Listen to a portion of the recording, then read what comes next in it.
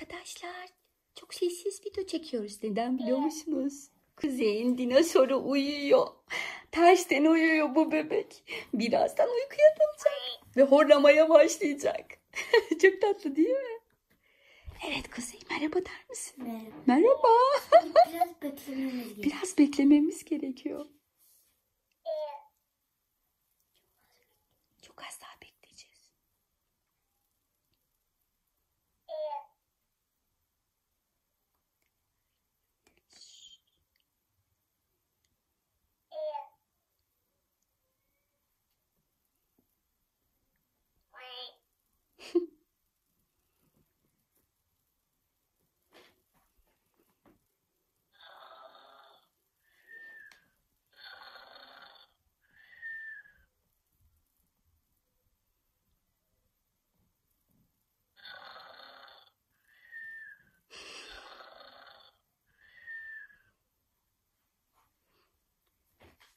Çok tatlı. Na na na na. Elime koysana. Arkadaşlara göstermemiz lazım. Elime koy. Nene yapsın. Piş piş piş piş piş piş piş piş piş piş piş piş piş piş piş piş. Şarkı söylesin mi? Piş piş piş. Horlama sesi nasıl oluyordu? İlk onu açıyoruz ama sessizce bekliyoruz. Arkadaşlar, küçük dinozoru gördünüz mü? Ne kadar tatlı değil mi Kuzey? Gel. Arkadaşlarımız da görsünler. Ses oluyor.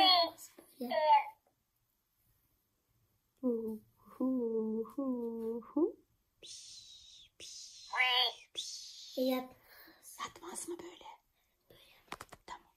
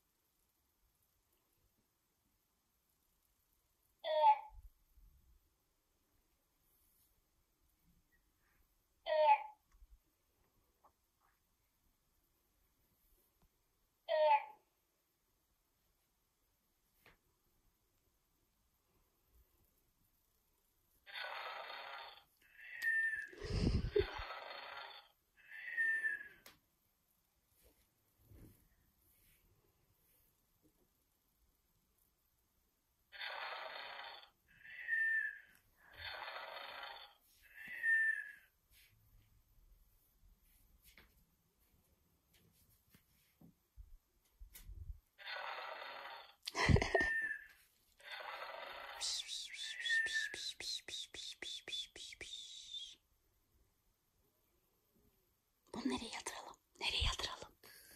Yatıralım. Yatağa yatıralım. Yatağa yatıralım. Buradan görünmüyor. Dur.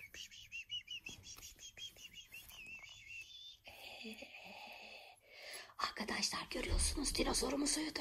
Şimdi şarkı söylemesini ister misin? Arkadaşlarımıza bay bay yapalım mı? Ne dersin? Şarkı söylesin. Hadi şarkı söylesin. Dinozorumuzun bütün hünerlerini size gösteriyoruz. Sessiz olun. Şarkı söylemesini açacağım.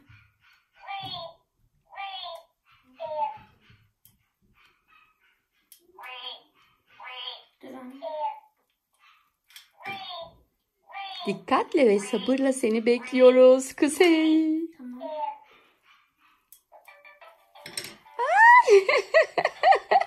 Ver bakalım. Ver bakalım annesine.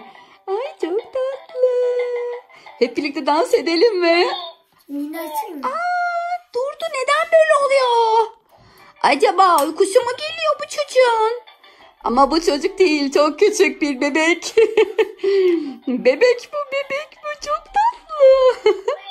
Seni severim ben küçük dinozor.